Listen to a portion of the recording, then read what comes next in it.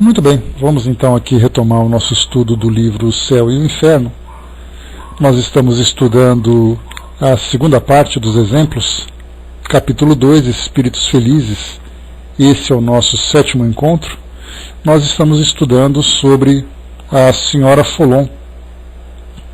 E lembrando que nós estamos utilizando o conteúdo que Kardec apresentou para nós na Revista Espírita, que é um conteúdo mais completo, mês de março de 1865. Então tem uma outra psicografia, inclusive, que Kardec publicou apenas no Céu e o Inferno, que a gente depois vai recorrer a ele. Kardec partiu então de uma notícia publicada no jornal Seclé e depois reproduzida também no jornal do Havre e depois pelo Antibes. Era uma comunicação, era uma pequena nota, e Kardec então que trouxe para nós um artigo trazendo, falando um pouquinho sobre a Senhora Folon, sobre quem ela era uma artista, que tinha ficado cega já no final da sua vida, mas que havia tomado conhecimento da doutrina espírita, que fez com que ela se transformasse profundamente, principalmente nas expectativas que se tem sobre o mundo espiritual. Acabou desencarnando aqui com calma, como Kardec coloca, porque tinha consciência da missão que ela cumpria. E aí, então, no mundo espiritual, ela trouxe, 3 dias após a sua desencarnação, uma comunicação espontânea, conversando sobre o seu atual estado, falando diretamente para Kardec sobre aquele problema de saúde que ele enfrentava, que o Dr. Demet também já tratou dele com bastante detalhe. Falou para a esposa de Kardec também, para que ela tivesse confiança, para que ela não se entristecesse, já que a Senhora Folon era amiga pessoal de Kardec, da sua família. E ela coloca aqui, interessante, apenas há 3 dias estou morta e sinto que sou artista. E ela fala um pouquinho sobre as belezas da arte, a partir da vivência no plano espiritual. Depois, aqui no final, no dia deixa eu ver aqui, no dia 3, que foi a primeira comunicação, só que um pouquinho, no dia 6 foi a primeira comunicação que nós vimos, 3 dias após a desencarnação. Um pouquinho mais para frente, deixa eu ver aqui só a data direitinho para a gente confirmar. No dia 8 de fevereiro, 2 dias após a primeira reencarnação, também ela veio de uma forma espontânea numa das reuniões da sociedade, e a partir dessa comunicação espontânea, então, Kardec começou a sua entrevista, perguntando, por exemplo, deixa eu ver aqui,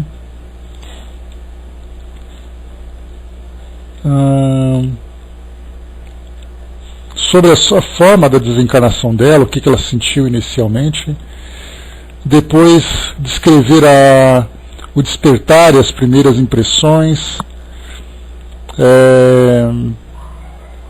se ela deixou a Terra definitivamente, que foi a pergunta que Kardec havia feito para ela, se ela havia feito definitiva, porque ela comentou que, como foi colocado para nós assim, que os espíritos amigos apareceram, surgiram ali para ela, e disseram que aquela seria então a última encarnação dela no nosso planeta, e colocou, dizendo assim para nós, recobrei a memória, apoiei-me neles, e como um grupo gracioso que se lança para as esferas desconhecidas, mas com a certeza de lá encontrar felicidade, subimos, e a estrela crescia, uma estrela que apontaram para ela lá no espaço. Era o mundo feliz, o mundo superior, onde ela vai poder conviver, Só que o que ela dizia é que, embora ela fosse agora, estaria sendo um habitante desse mundo mais elevado, ela não perderia o contato com o nosso planeta, principalmente porque os seus filhos se encontravam aqui encarnados. Mas ela dizia que isso não interferiria na sua evolução. Olha, Eliana, Sabe uma coisa, Elcio, uma coisa interessante, a gente fala que a doutrina mostra realmente essa perspectiva diferente do futuro. Essa semana, nesses últimos 10 dias, né, eu acabei tendo uma experiência bastante incomum. Várias desencarnações aconteceram, não proximamente a mim, mas com pessoas próximas, né? Então no sábado, na sexta-feira passada, desencarnou o pai de uma amiga, depois na quarta-feira a tia de uma outra amiga, depois na sexta-feira daquela primeira amiga que tinha perdido o pai, perdeu a tia que morava com ela, e depois agora no fim de semana um primo da minha sobrinha acabou desencarnando. Então foram 4 desencarnações em 8 dias. E a gente começa, diante de um quadro como esse, a analisar, né, a forma como as pessoas viviam, a forma como a família reagia, e é inevitável, é uma coisa automática que nós temos, de colocar todo o conhecimento doutrinário, né, como uma lente, para que nós consigamos fazer uma leitura dessa situação. Então as pessoas choravam muito, sofriam, ficavam imaginando como é que seria aquela doença, né, que 3 dessas pessoas, na verdade, 3 não, todas elas, né, as 4 desencarnaram, vítimas de doenças que foram evoluindo e acabaram levando a esse quadro, né, alguns deles quadros terminais, outros que acabaram desencarnando de uma forma meio que inesperada, né, mas a gente coloca sempre a doutrina como referência, para entender exatamente o espírito se desprendendo, o espírito se aliviando daquele sofrimento. Algumas pessoas que tiveram uma vida com dignidade, uma vida muito amorosa, uma vida em que foram também muito amados, e teriam certamente uma continuidade no plano espiritual bastante tranquilo, né, apesar da adaptação, que é sempre muito difícil. Então exatamente, né, ela se torna algo tão concreto, algo tão palpável para nós, que quando nós olhamos uma desencarnação, nós já de imediato já pensamos no espírito livre e o espírito já se adaptando ao mundo espiritual. Não é para nós uma questão de fé. E a minha sobrinha, ela, diante da perda desse primo, que era um primo que ela gostava bastante, que também era muito querida por ele, ontem mesmo eu conversava com ela veio de manhã, foi o sepultamento do rapaz, foi ontem, rapaz de 34 anos, né, ele deixou a esposa com 2 filhos. Então o sepultamento foi ontem de manhã, então ela veio para cá para a gente conversar, e ela falou assim, quando eu estava lá eu ficava pensando naquilo que o Espiritismo ensina para nós, né. Ela chegou a fazer evangelização durante um pouco tempo, agora começou a fazer curso de novo, e ela falava assim, a gente começa a ver tudo aquilo que acontece, claro que dói, mas o Espiritismo ele mostra tanta coisa para a gente que tudo fica mais calmo, tudo fica diferente. E essa é uma realidade, quando nós estudamos, vemos esses depoimentos, estudamos seriamente todas essas informações que a doutrina espírita passa para nós, tudo fica diferente. É como se você tirasse realmente, como Kardec coloca, tirando aquele véu que cobre nossos olhos, nós temos uma visão muito mais clara, muito mais realista do mundo. Nós não dependemos mais de um elemento de fé, porque nós vivemos já com convicção. Não temos mais a incerteza, né? Para nós a certeza é algo real. Então, assim, é um grande aprendizado para todos nós, né? Então, nesses últimos dias eu tive essa experiência de ficar analisando cada uma dessas situações, cada um desses quadros, perceber a dor das pessoas, muitas vezes uma dor desesperada, por falta dessa confiança, né?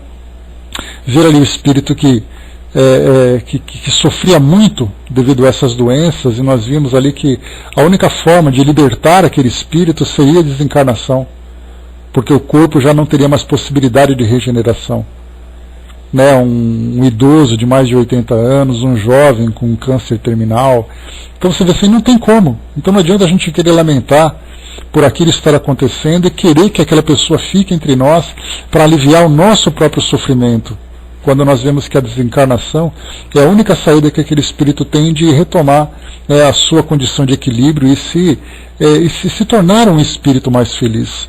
E aí então, quando acontece a desencarnação, a gente diz, né, realmente esse espírito conseguiu se libertar.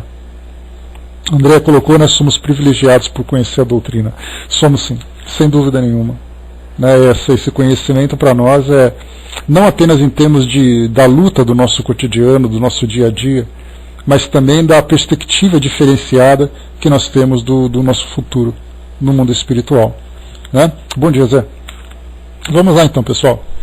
Então, a Viúva Folon falava aqui sobre, né, as experiências dela, e como ela ia viver nesse planeta, longe aqui do nosso mundo, Kardec pergunta aqui para ela agora, então, que é onde a gente vai entrar no nosso estudo de hoje. Né? Kardec pergunta: deixastes definitivamente a Terra?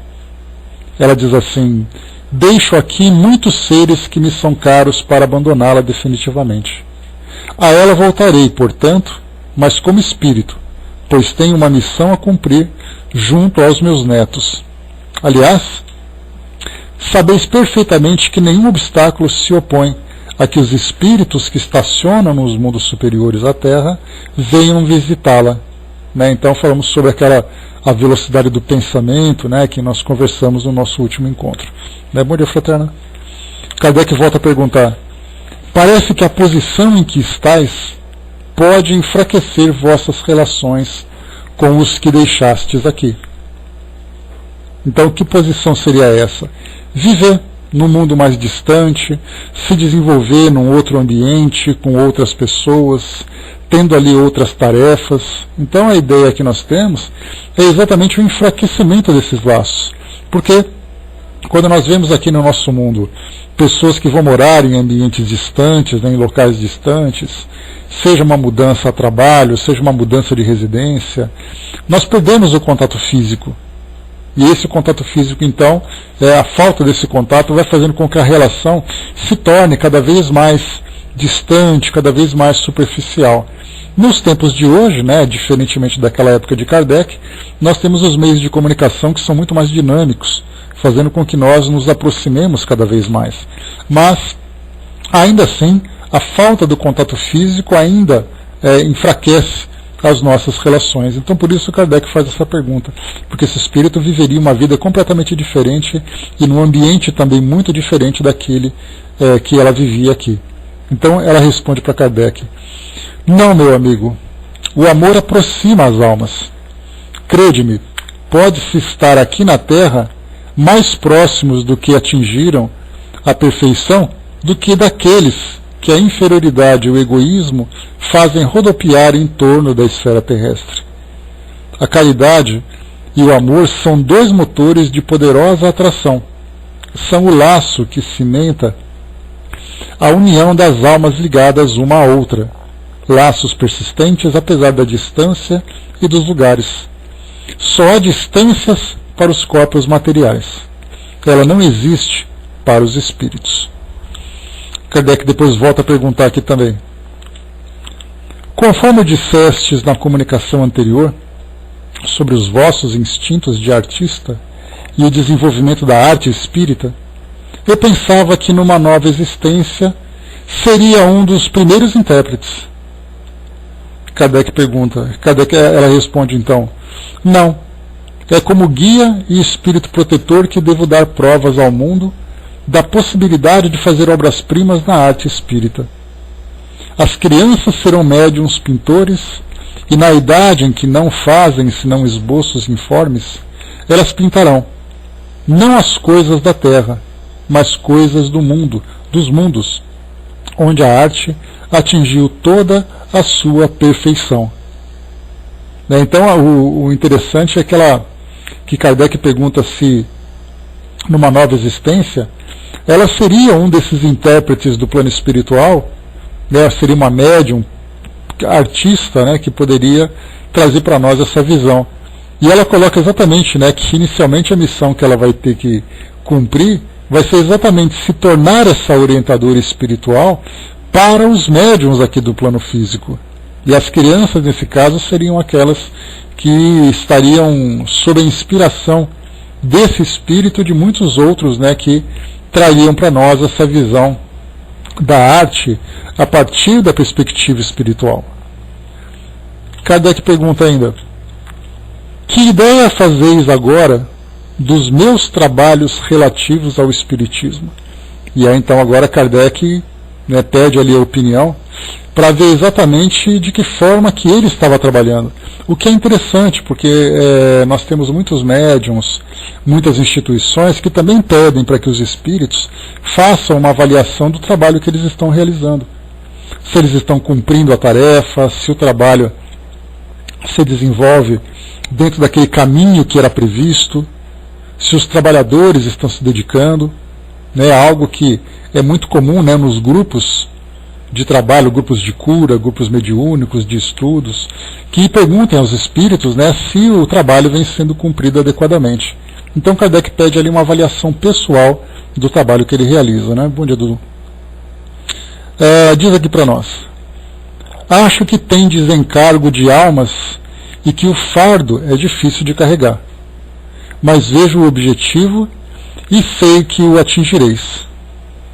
Ajudar-vos-ei, se possível, com meus conselhos de espírito, a fim de que possais superar as dificuldades que vos serão suscitadas, induzindo-vos a tomar certas medidas adequadas a ativar, enquanto viverdes, o movimento renovador ao qual o Espiritismo conduz. Vosso amigo Demé, unido ao Espírito de verdade, vos prestará um concurso mais útil ainda. Ele é mais sábio e mais sério do que eu. Mas como sei que a assistência dos Espíritos bons vos fortalece e sustenta em vosso labor, crede que o meu vos será assegurado sempre e em toda parte.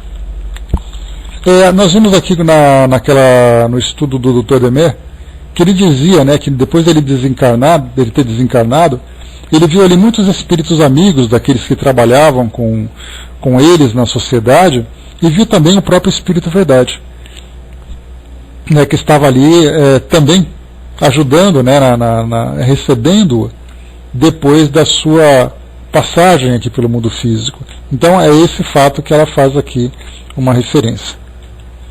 Kardec pergunta: poder-se-ia deduzir de algumas das vossas palavras que não me dareis uma cooperação muito ativa à obra do Espiritismo, né? Ou seja, né, que ela mesma não estaria ali tão presente como ele gostaria. A resposta: enganai-vos, mas eu vejo tantos outros espíritos mais capazes do que eu para tratar dessa importante questão, que um invencível sentimento de timidez me impede, agora, de vos responder conforme o vosso desejo. Talvez isso aconteça. Terei mais coragem e ousadia, mas antes é preciso que os conheça melhor. Morri há somente 4 dias. Ainda estou sob o encanto do deslumbramento que me rodeia. Não compreende, meu amigo? Não consigo expressar as novas sensações que experimento. Tive de violentar-me para subtrair-me da fascinação que sobre o meu ser exercem as maravilhas que admiro. Não posso senão bendizer e adorar a Deus em suas obras. Mas isso passará. Os espíritos me asseguram que logo estarei acostumada com todas essas magnificências e que então poderei, com minha lucidez de espírito, tratar todas as questões relativas à renovação terrestre. Depois pensai, sobretudo neste momento, que tenho uma família para consolar.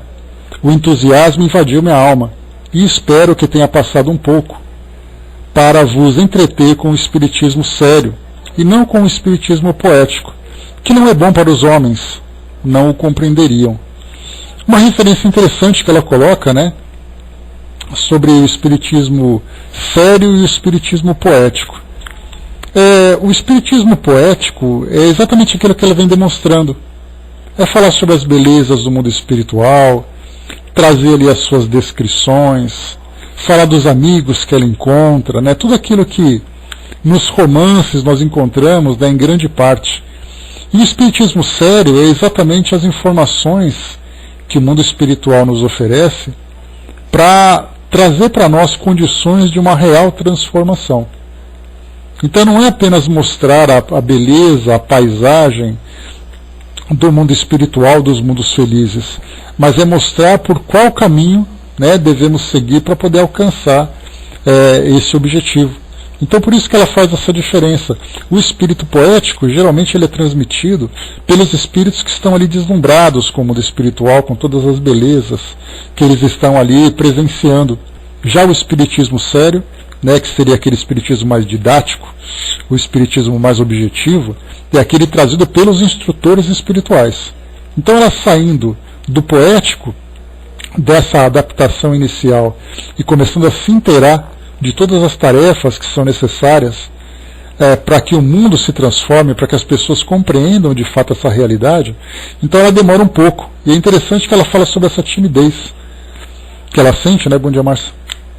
Essa timidez inicial, que ao chegar no mundo espiritual e se colocar ali próximo a Kardec, ela vê, né, os espíritos ali que são os instrutores e assistentes de Kardec, que são espíritos já há muito tempo nesse labor, espíritos que trabalham já, que têm um grande conhecimento. Então não é o fato dela chegar com essa, mesmo com essa credencial de um espírito mais elevado, de um espírito feliz, pela forma moral como ela viveu, ela vai conseguir transmitir os conhecimentos técnicos que são necessários para poder organizar a doutrina e transmitir esses ensinamentos. Então, como a gente lembra, muitas vezes um espírito que sequer teve contato com a doutrina aqui no mundo físico, chega no plano espiritual sendo recebido com todos esses méritos. Então o que ele pode fazer é falar sobre a bondade, falar sobre as virtudes, o que é realmente muito valoroso. Mas muito mais do que isso, há a necessidade de fazer ali uma organização mais didática, mostrando ali exemplos, trazendo ali orientações mais específicas. Então isso somente os espíritos já adaptados e orientados, né, com relação a esse trabalho. E Kardec já pediu então a assistência dela pela afinidade que eles tinham, pela amizade, né, pela intimidade que eles tinham, sem se dar conta que há 4 dias apenas ela tinha desencarnado. O que é muita coisa, né? O que é pouca coisa, né, para poder já pensar numa tarefa tão complexa que é essa, né, que os instrutores espirituais acabam trabalhando. Aqui depois temos, né, a despedida dela, né? Adeus, até breve. De vossa boa amiga que vos ama e sempre vos amará, pois é a vós, mestre, que ela deve a única consolação durável e verdadeira que experimentou na Terra. Né? Então a despedida dela, viúva Folon. E depois aqui nós temos então, né, uma... Deixa eu só fazer um complemento aqui, só um instantinho. Tá. Daqui da Revista Espírita nós vamos saltar lá para o livro Céu e Inferno, na terceira comunicação que a senhora Folon trouxe, que ela deu essa comunicação, só que ela é uma comunicação voltada para a família, no dia 9 de fevereiro. Então, a primeira foi no dia 6, 3 dias após a desencarnação, a outra no dia 7 e essa no dia 9. Essa daqui do dia 9, ela não foi transmitida, ela não foi publicada na Revista Espírita, somente aqui no Céu e Inferno. Então a gente vai pesquisando para poder encontrar, né, as publicações, todo o conteúdo que é apresentado aqui para o nosso estudo. Então aqui na terceira comunicação, né, ela coloca aqui uma orientação, Kardec coloca: a comunicação seguinte foi dada para seus filhos em 9 de fevereiro. Lembrando que uma das filhas, né, se não me engano, vivia nos Estados Unidos, então era uma distância, né, transatlântica que elas tinham. Ela morava na França, a filha morava nos Estados Unidos, e essa distância física, né, que existia entre elas acabaria sendo superada exatamente com a liberdade de espírito que ela já desfrutava. Então ela coloca para nós assim: meus filhos, meus bem-amados, Deus retirou-me de junto de vós, mas a recompensa que Ele teve a bondade de me conceder é bem grande em comparação ao pouco que fiz sobre a terra. Ficai resignados, meus bons filhos, às vontades do Altíssimo. Tirai de tudo que Ele permitiu que fosse recebido por vós a força para suportar as provações da vida. Tende sempre firme em vosso coração esta crença que tanto facilitou minha passagem da vida terrestre para a vida que nos espera ao deixar esse baixo mundo. Após minha morte, Deus estendeu sobre mim sua inesgotável bondade, como se permitiu fazê-lo quando eu estava sobre a terra. Agradecei todos os benefícios que Ele vos concede. Abençoai-o, meus filhos, abençoai-o sempre, em todos os instantes. Jamais perdei de vista o objetivo que vos foi indicado, nem o caminho que tendes para seguir. Pensai na utilização que deveis dar ao tempo que Deus vos concedeu sobre a terra. Aí sereis felizes, meus bem-amados, felizes uns pelos outros, se a união reinar entre vós. Felizes por vossos filhos, se vós os levardes pelo bom caminho, aquele que Deus permitiu que vos fosse revelado. Se vós não podeis me ver, ficai sabendo que o laço que nos unia neste mundo não foi rompido pela morte do corpo físico, visto que não era esse invólucro que nos ligava, mas o espírito. É por aí, meus bem-amados, que poderei, pela bondade do Onipotente, guiar-vos ainda e encorajar-vos na nossa jornada para tornarmos a nos unir mais tarde. Caminhai, meus filhos, cultivai com o mesmo amor essa crença sublime. Lindos dias estão reservados para vós que acreditais. Já vos foi dito isto, mas eu não devia ver esses dias sobre a terra. É do alto que julgarei os tempos felizes prometidos pelo Deus bom, justo e misericordioso. Não choreis, meus filhos, que estas conversas fortifiquem vossa fé, vosso amor a Deus, que tantos dons tem derramado sobre vós, que tantas vezes enviou socorro para vossa mãe. Orai sempre a Deus, a prece fortifica. Adequai a vida que Deus vos concede às instruções que eu seguia tão ardentemente. Eu voltarei, meus filhos, mas é preciso que eu dê apoio à minha pobre filha que precisa tanto de mim agora. Adeus, até breve. Acreditai na bondade de Deus. Eu o peço por vós. Até a vista. Viúva Folon.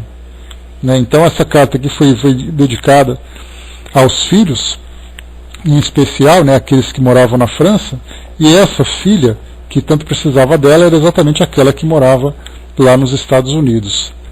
Então, foi um fato curioso, um desses detalhes, um desses estudos que nós fizemos desses espíritos felizes, foi o Sr. Jobá, se eu não me engano.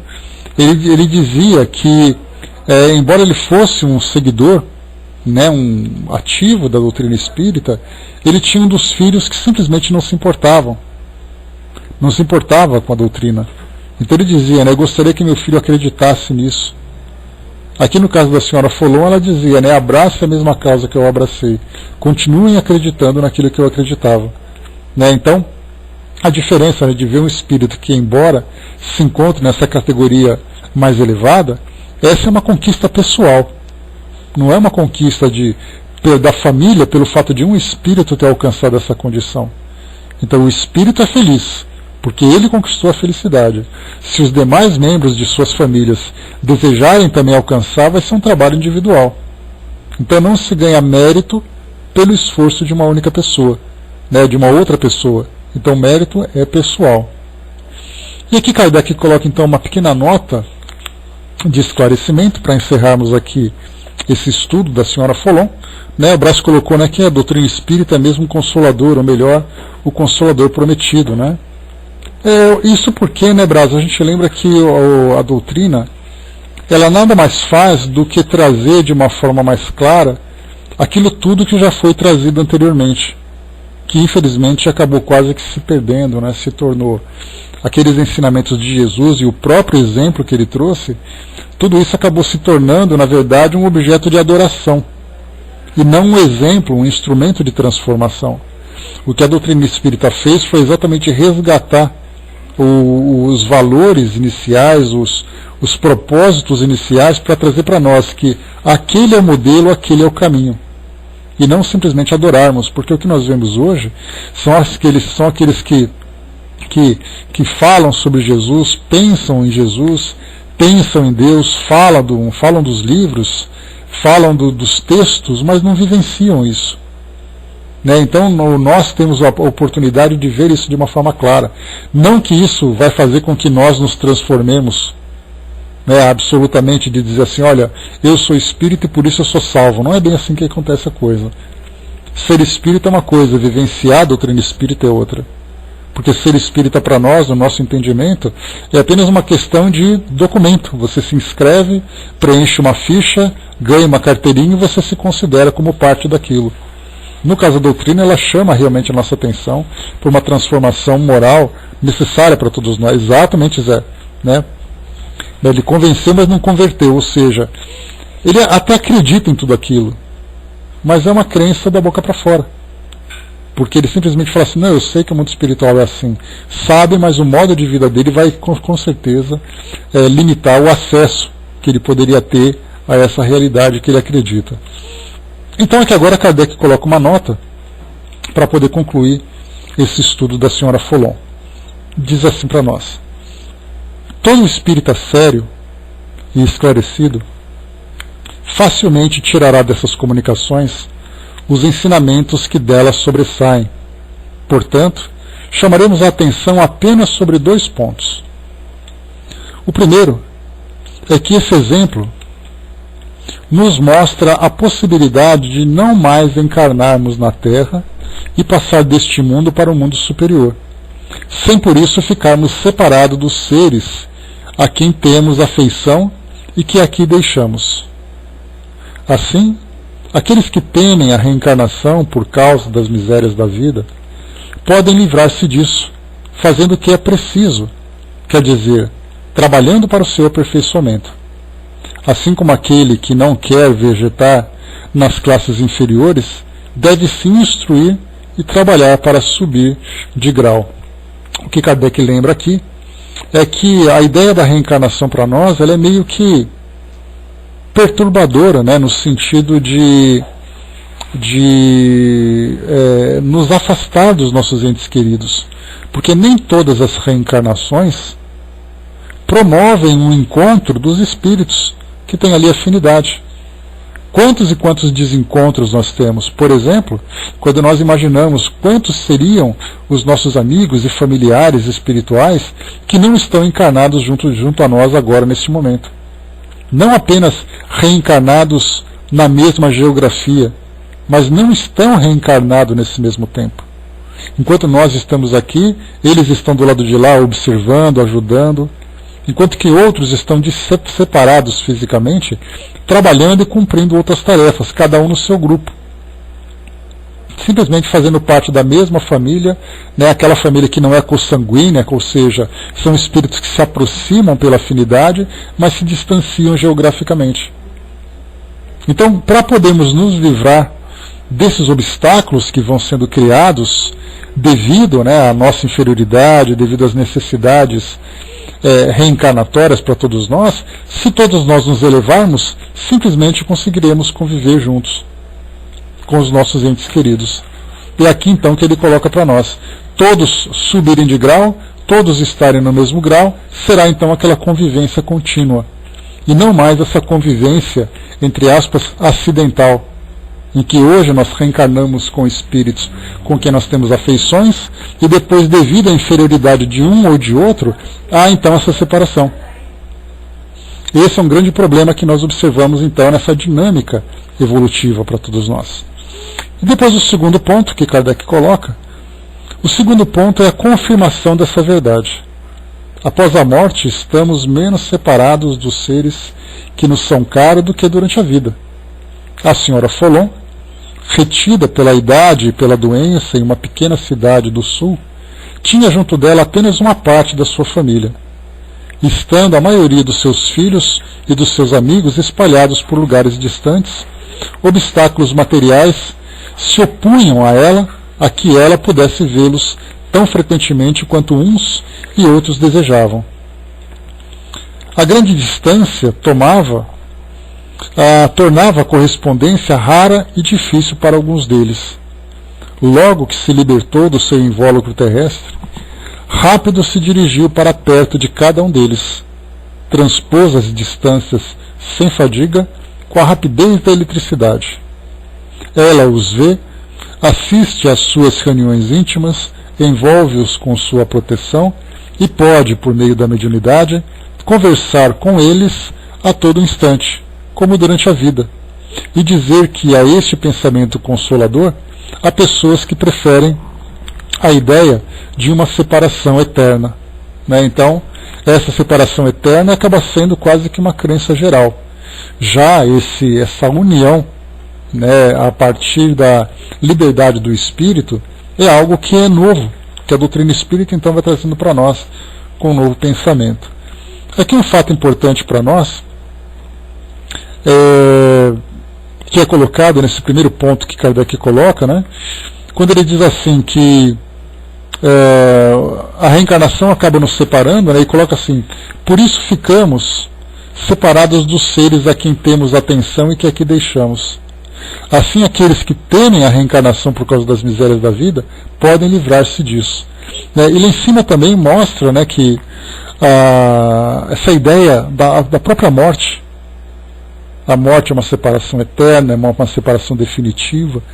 O conhecimento doutrinário, como eu comentei com vocês no início, daquelas situações que eu acabei vivenciando, traz para nós, sim, né, aquilo que é concreto, que há uma separação, seja uma separação eterna, como alguns acreditam, seja uma separação temporária, sim, mas muito pouco se valoriza a presença daqueles que desencarnaram junto aos seus entes queridos. Então todos esses que desencarnaram, né, comentei sobre 4 desencarnações num período muito curto, eles então desencarnaram, terão a oportunidade de se adaptar ao mundo espiritual, de se ajustar e depois estarem juntos dos seus entes queridos. O único problema que nós percebemos aqui, como Kardec coloca, é que a senhora Folon, por exemplo, depois da sua desencarnação, ela tinha comunicação com os filhos que eram espíritas e que tinham também grupos mediúnicos. Essa é a questão. Então ela se comunicava com frequência com seus entes queridos. O que nós vemos hoje é que existe uma relação afetiva unilateral, porque o plano espiritual, né, aqueles que estão no plano espiritual podem estar próximos de seus entes queridos, mas os seus entes queridos não percebem a sua presença. Então acaba sendo ali uma via de mão única, vinda do mundo espiritual para o mundo físico. E é exatamente aquela dificuldade que nós encontramos naquela passagem do Chico, quando ele falava que o telefone toca somente do lado de lá. É de lá para cá que o telefone toca. E isso é importante a gente lembrar que foi num determinado contexto, porque nós vemos muitas críticas sobre essa colocação, críticas exatamente tendenciosas, né, e mal compreendidas, né, que são feitas por má compreensão. Porque era exatamente ali devido à insistência de muitas pessoas que queriam que os seus entes queridos se comunicassem, então ele dizia que o telefone toca do lado de lá para cá. Então, ou seja, os espíritos se comunicam quando podem e quando querem. Mas o que Kardec lembra também aqui é que é possível fazer essa evocação. E essas evocações é exatamente o meio de comunicação do telefone tocar também daqui para lá. Mas para isso, obviamente, feitos, né, nos grupos familiares, em grupos ali que são organizados entre essas pessoas para receberem essas comunicações.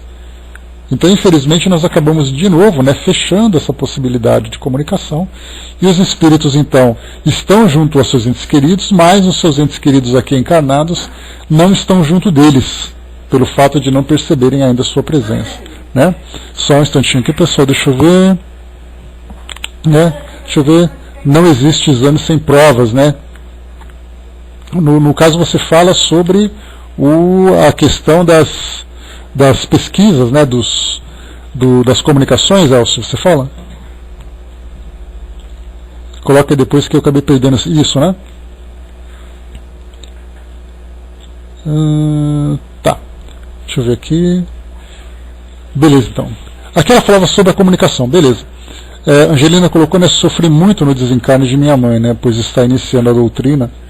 26 anos depois foi meu pai, né, foi diferente, compreendi melhor e aceitei, né. O que a gente vê também, né, Angelina, é que existe o tempo de amadurecimento para todos nós, mas o importante é que essa mudança aconteceu.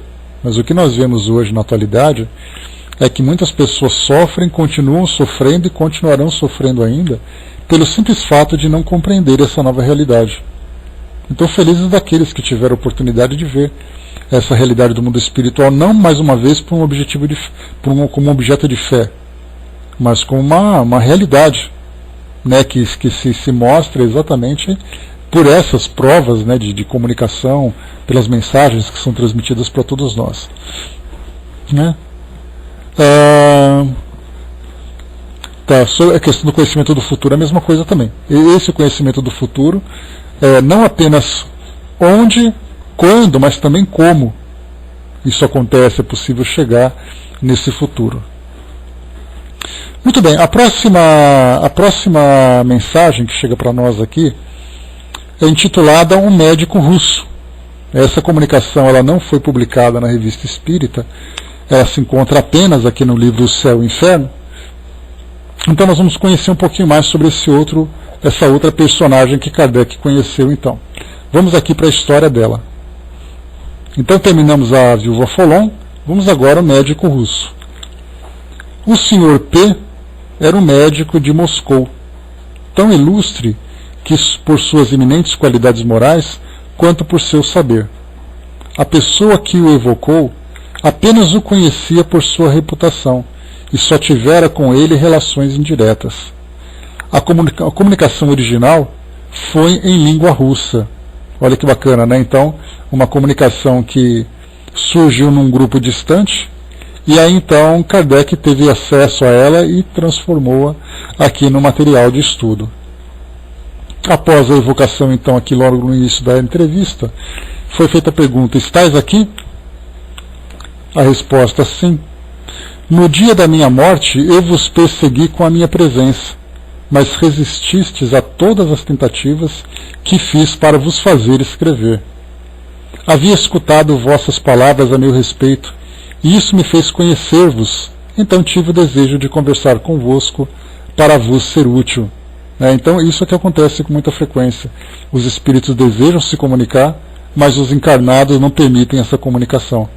E olha que aqui ele falava para o médium, que era psicógrafo. Imagina para as pessoas que não têm a mediunidade ostensiva, e mais ainda para aquelas que não têm nenhum conhecimento sobre a possibilidade de comunicação com o mundo espiritual, ou ainda trazem preconceitos, medos, receios, né? Então aqui o espírito desejava se comunicar. Por que vós, que fostes tão bom, sofrestes tanto? Aqui a gente não conhece exatamente a história desse espírito, mas vamos lá para a resposta.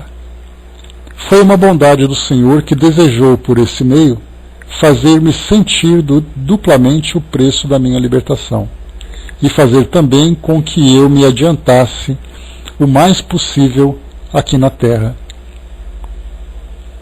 Aqui ele fala exatamente sobre aquela questão dos bem-aventurados os aflitos, né? Ou seja, se existe a dor, é porque existe uma causa, mas essa dor vem exatamente como depuração daquela imperfeição anterior. Então aquele que sofre é exatamente aquele que se tornará feliz se souber sofrer. E aqui vemos exatamente isso. O espírito compreendeu seu sofrimento, não apenas para valorizar a sua libertação, como também para o seu próprio adiantamento. A pergunta: o pensamento da morte vos causou terror? A resposta: não. Eu tinha muita fé em Deus. A separação foi dolorosa? Não. O que chamais de o último momento não é nada. Experimentei apenas um abalo muito curto, e logo depois senti-me muito feliz por estar livre da minha miserável carcaça. Pergunta: o que aconteceu então? Tive a felicidade de ver muitos amigos virem ao meu encontro e me darem as boas-vindas, especialmente aqueles a quem eu tive a satisfação de ajudar. E aqui a gente lembra, né, que aquela passagem do Chico, porque ele dizia assim, né, o bem que você faz se torna seu advogado onde quer que você esteja. Então aqui nessa desencarnação nós vemos que o espírito, um dos primeiros encontros que ele teve foi ali dos seus amigos, especialmente aqueles a quem tive a satisfação de ajudar. Então, né, essa é uma dos grandes benefícios, né, que os espíritos colhem ao chegar no mundo espiritual, se tiverem tido uma vida, né, produtiva, uma vida de utilidade, sempre promovendo esse bem. Pergunta: que região habitais? Estais em um planeta? A resposta: tudo que não é um planeta é o que chamais de o espaço, e é nele que estou. Mas quantas gradações nessa imensidade da qual o homem não pode fazer uma ideia? Quantos degraus nessa escada de Jacó, que vai da terra para o céu? Quer dizer, no envelhecimento da encarnação em um mundo inferior, para o vosso até a depuração completa da alma. Lá onde estou, só se chega depois de muitas provas, o que significa após muitas encarnações. Então ele já começa a mostrar, exato, Elcio, essa pluralidade das existências mostra, desde os mundos inferiores até os mundos mais elevados, nós temos ali uma gradação que desconhecemos, até porque também nós lembramos que não é apenas uma questão de elevação moral que os espíritos se juntam, mas também pelas próprias tendências. Né? Aqui não fala, Andréia, por enquanto, ainda não chegamos nessa informação, vamos ver se ele mostra para nós aqui. Ainda mais pelo que a gente compreende aqui, pela categoria em que ele se encontra, só o fato dele estar colocado aqui na condição de espírito feliz, pode ver que a desencarnação dele, como ele colocou, né, ele mesmo disse aqui em cima, né? Quer ver, vamos voltar um pouquinho aqui. Se a separação foi dolorosa, ele coloca assim: o que chamais de o último momento não é nada. Experimentei apenas um abalo muito curto, e logo depois me senti feliz. Então já dá para perceber aqui que a desencarnação dele, né, foi rápida. Né? Agora, o tempo da comunicação, não sei, porque ele diz aqui exatamente que, olha só como ele coloca no começo, ó, voltando um pouquinho. No dia da minha morte, eu vos persegui com a minha presença. Então a resposta já está aqui em cima, né? Nós passamos por ela. Então, mas resistisses a todas as minhas tentativas. Então ele queria conversar com o médium no dia da sua desencarnação. Então foi exatamente aquilo, né? O espírito, o corpo físico dele acabou morrendo e ele simplesmente se desprendeu, deu aquela ajustada e já saiu pronto. Já saiu caminhando. E nós vemos, por exemplo, uma diferença que nós tivemos no livro do irmão Jacó, Voltei, em que ele contou aqueles detalhes, né? O dele foi mais detalhado, né? Que ele sentia se desprendendo, a visão foi clareando e tudo mais, e ele então teve consciência da presença da sua filha e do Dr. Bezerra de Menezes, e ele saiu amparado. E nós tivemos nesses relatos até agora algo muito semelhante. Foi uma comunicação muito rápida, foi ali um despertar muito rápido, né? Então é natural que haja esse período de adaptação, mas a lucidez do espírito foi ali imediata. Coloca para nós sobre a escada de Jacó, né? O detalhe, né, tic-teco, da escada de Jacó, né, que foi ali uma passagem do Antigo Testamento, que fala sobre aquela época das profecias, né, lá do livro Gênesis. Então fala dos profetas, daqueles que sonhavam e tudo mais. E Jacó, então, ele se deitou ali apoiando a cabeça numa pedra, e no seu sonho ele viu uma grande escada, né, saindo da terra em direção ao céu, onde muitos anjos subiam e desciam. Então essa escada de Jacó tem uma referência sobre, né, a dinâmica do mundo espiritual, o trânsito no mundo espiritual. Vamos ver aqui. Tá, então ele coloca, né, lá onde estou só se chega depois de muitas provas, o que significa após muitas encarnações. Resposta: diante desse raciocínio, tivestes muitas existências? A resposta: como poderia ser de outro modo? Nada é excepcional na ordem imutável estabelecida por Deus. A recompensa só pode vir após a vitória obtida na luta. E quando a recompensa é grande, é preciso necessariamente que a luta também o tenha sido. Mas a vida humana é tão curta que essa luta é real apenas por intervalos. E esses intervalos são as diferentes existências sucessivas.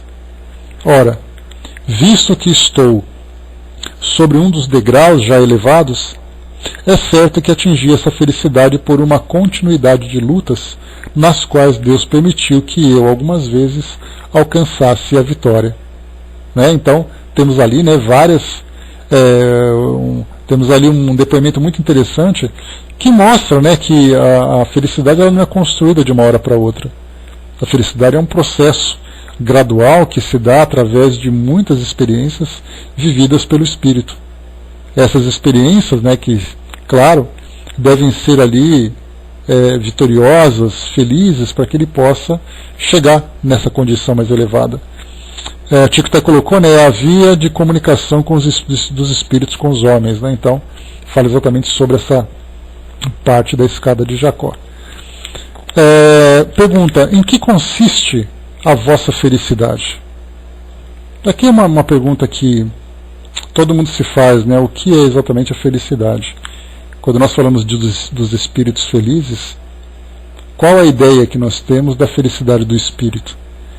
Porque dentro daqueles conceitos, né, que nós temos muita dificuldade de interpretar, por exemplo, o que é o amor, o que é a caridade, o que é a felicidade, todas as interpretações que nós fazemos dessas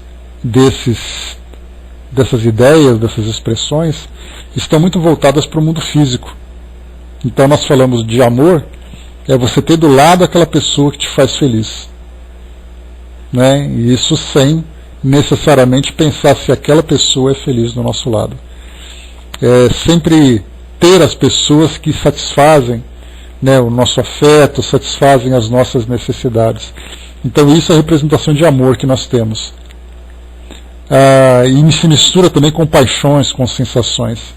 Depois nós temos a caridade também, que é uma ação de doação plena do indivíduo, e para nós ainda tem algumas trocas, tem algumas culpas, ainda é muito complicado para nós.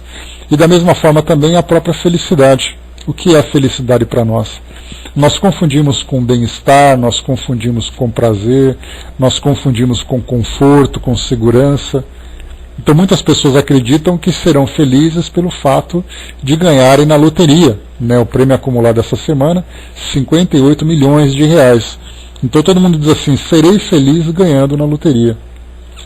Com toda certeza nós vamos satisfazer todas as nossas vontades, todos os nossos caprichos. Mas falando de um modo bastante sério, de um modo bastante grave, esse dinheiro, pelo contrário, ele pode trazer muitos tormentos para a vida dessa pessoa, como acontece na realidade. Nós podemos pensar todas as pessoas que possuem um grande patrimônio, pessoas que são ricas, podem ser consideradas felizes? Todas elas?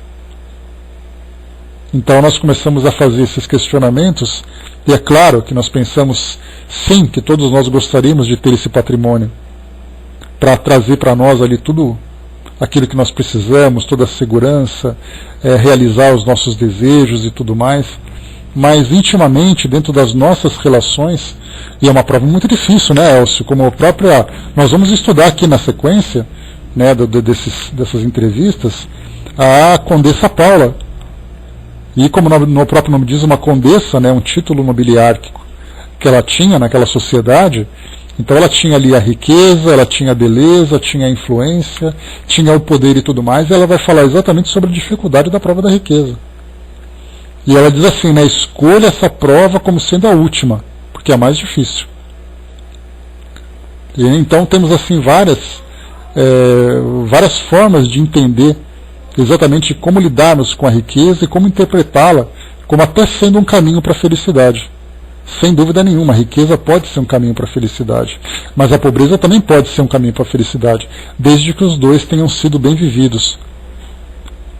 tenha oferecido provas que tenham sido superadas, né, que foram superadas, que foram vencidas.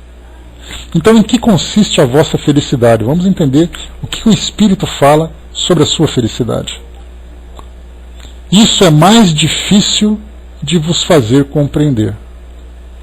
A felicidade de que desfruto é um contentamento extremo de mim mesmo, não dos meus méritos, porque isso seria orgulho, e orgulho é próprio dos espíritos censuráveis, mas um contentamento, por assim dizer, no amor de Deus, no reconhecimento de sua bondade infinita.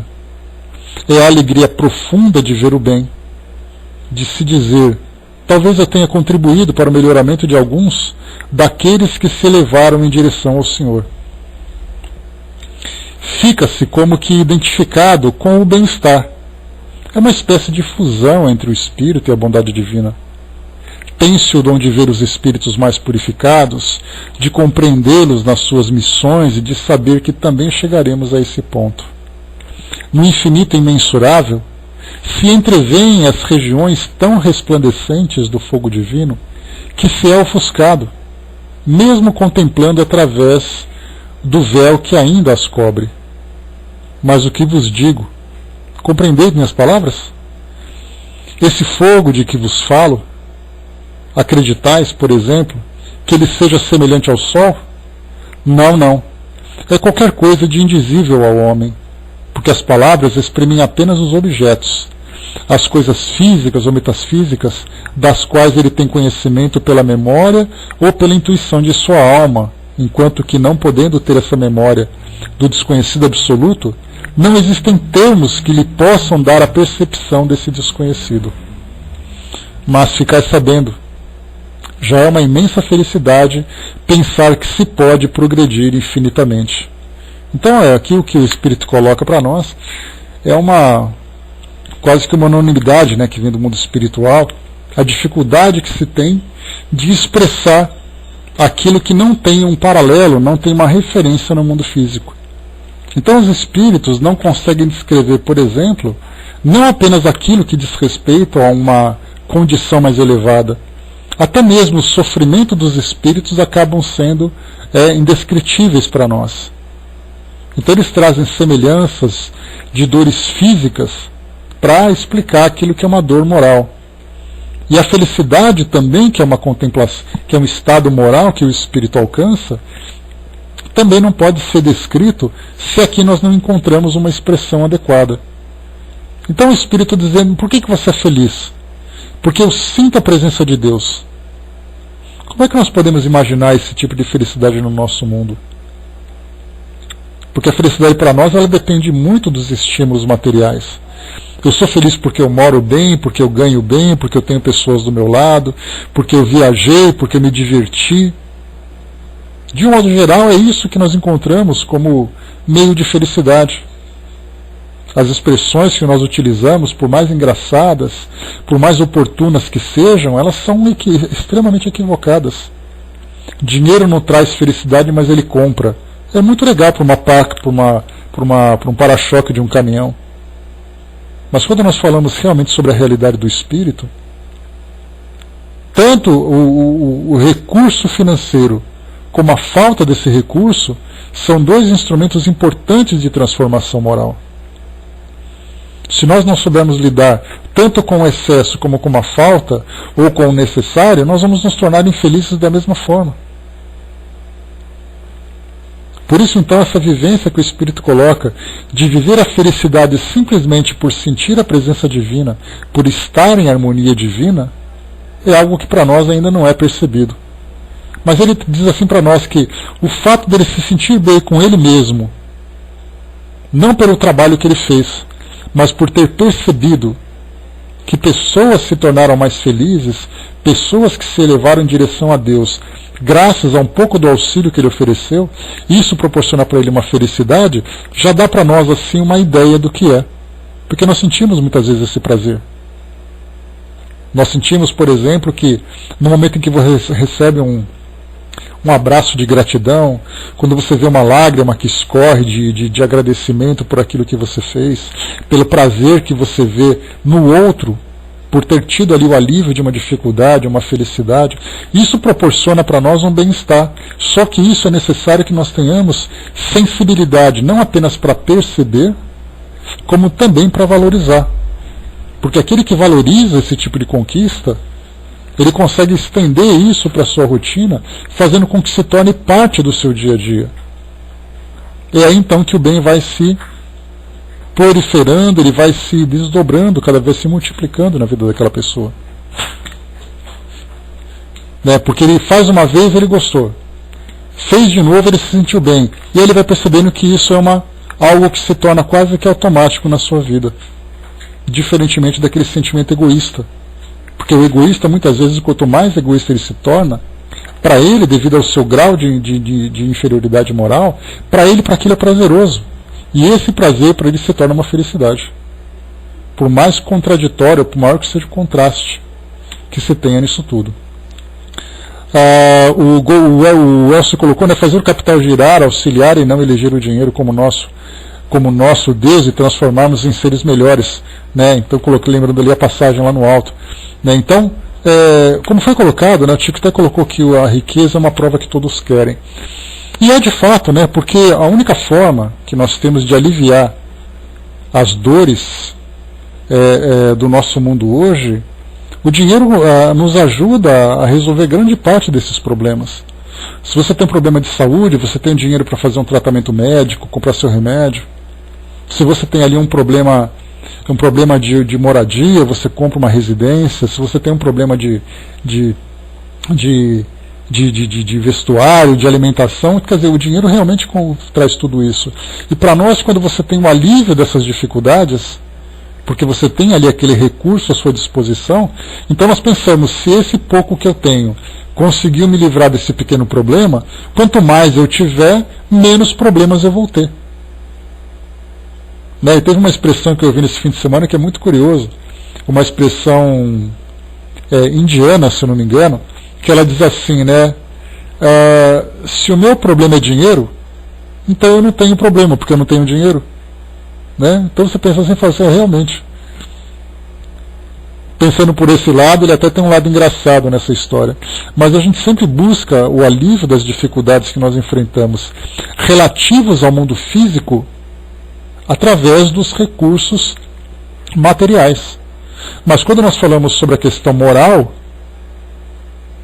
aí então nós não nos preocupamos, né, em trabalhar as questões morais. Nós pensamos que tanto o lado moral como o lado material são tratados a partir dos recursos materiais que nós temos. Então sim, todos querem essa prova. Até porque muitos nem entendem isso como prova. De um modo geral, as pessoas pensam, eu quero dinheiro para resolver meus problemas. Mas e os problemas que o dinheiro vão causar? Aí muitos vão dizer de uma forma bastante hilária, né? E quem dera eu tivesse problema com dinheiro. Mas nós encontramos tantos problemas. Não temos ali artistas, atletas, empresários, pessoas que têm ali grandes posições na sociedade, que vivem uma vida extremamente infeliz. A Andréa mesmo lembrou dessa posição, Princesa Diana, por exemplo. Saúde, beleza, dinheiro, posição, e era uma pessoa extremamente infeliz.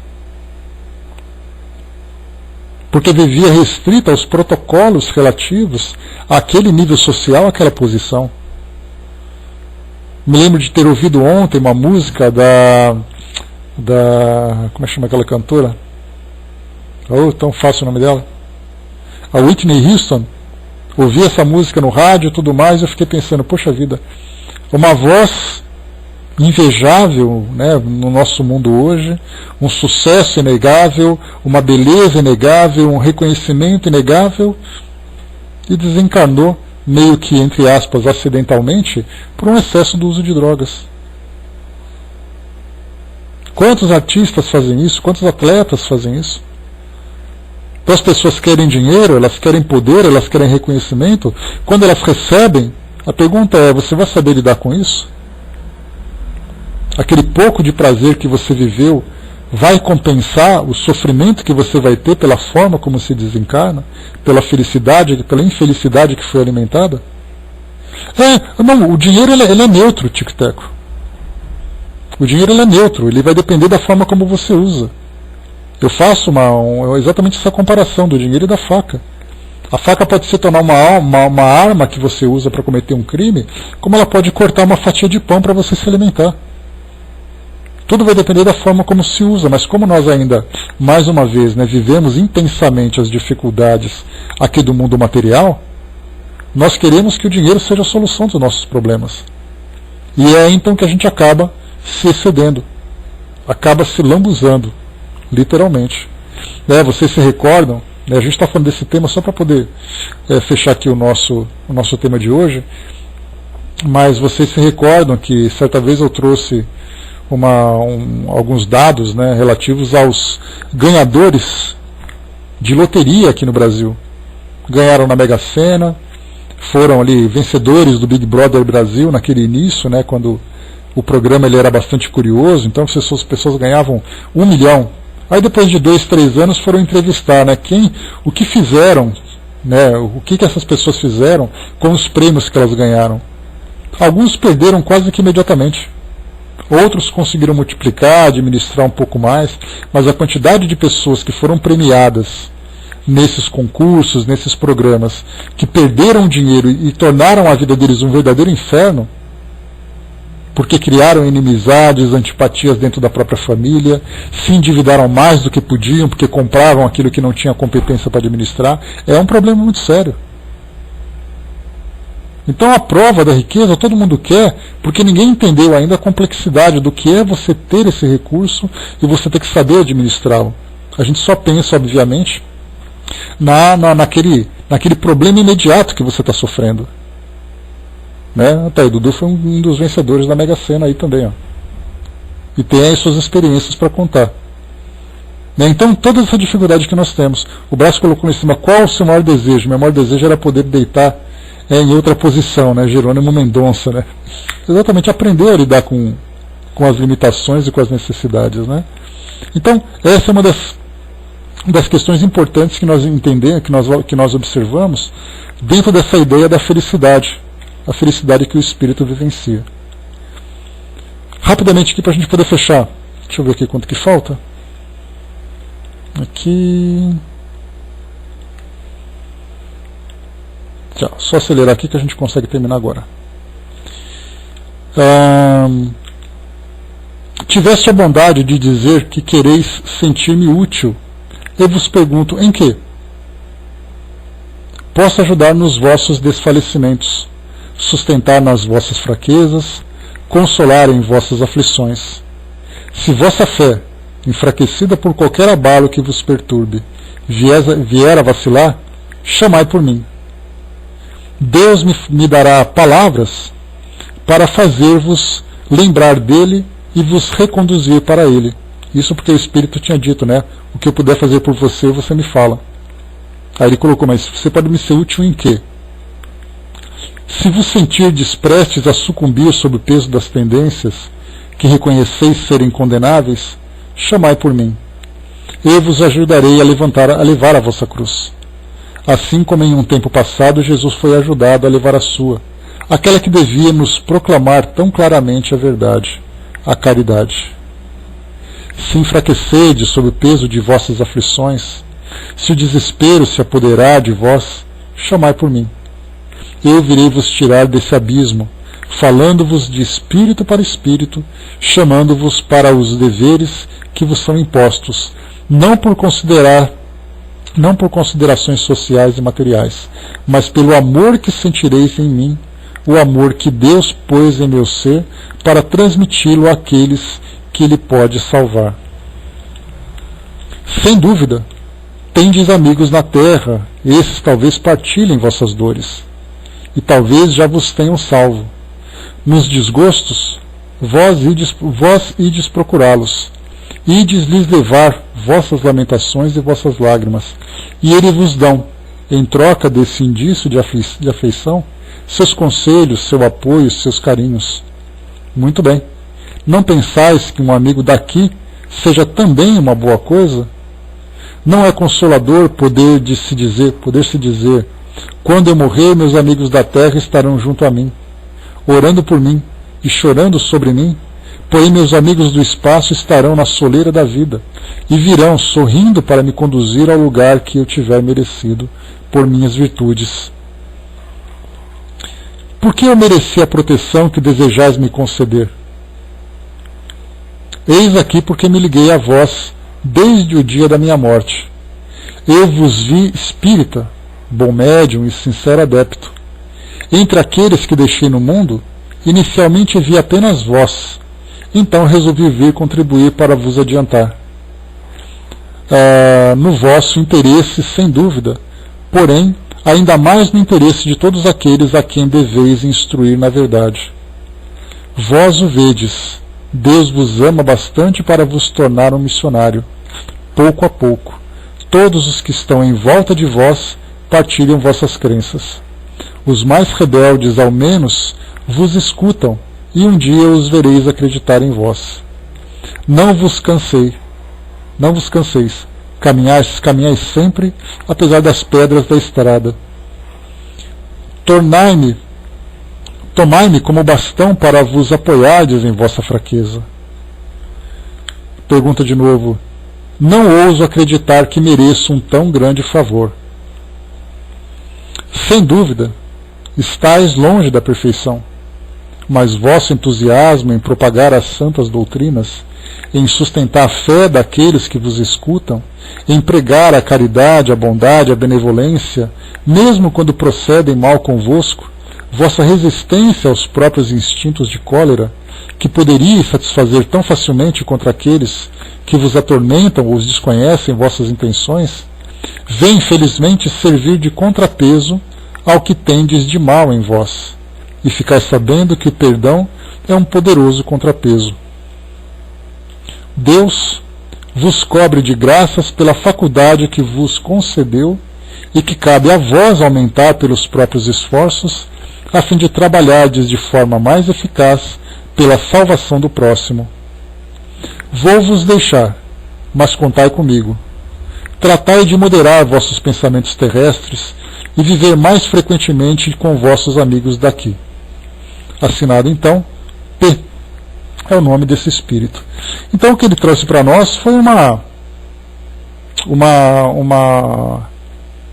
orientação importante para dizer que esse pouco que nós imaginamos fazer aqui no mundo, né, pelo bem que nós somos capazes de promover para alguém, ele acaba tendo um valor muito grande no plano espiritual. Então a gente fica se perguntando, mas o que eu posso fazer para ser feliz? De imediato, o primeiro pensamento que vem é: o que eu posso fazer para me fazer feliz? E o que o Espírito mostra para nós é que a felicidade, na verdade, ela não é uma conquista direta, ela é uma recompensa. E para ser recompensado, há a necessidade de fazer por merecer. Então o Espírito mostra: façamos o bem sempre que possível, em qualquer área da nossa existência, em todas as oportunidades que surgirem. Qualquer bem que nós fazemos vai se reverter em nosso favor. Então é essa orientação que esse espírito traz para nós. Então o espírito P, que foi o médico russo, que complementou aqui então esse nosso estudo de hoje, que já fechamos também o da senhora Folon. O próximo tema que nós vamos estudar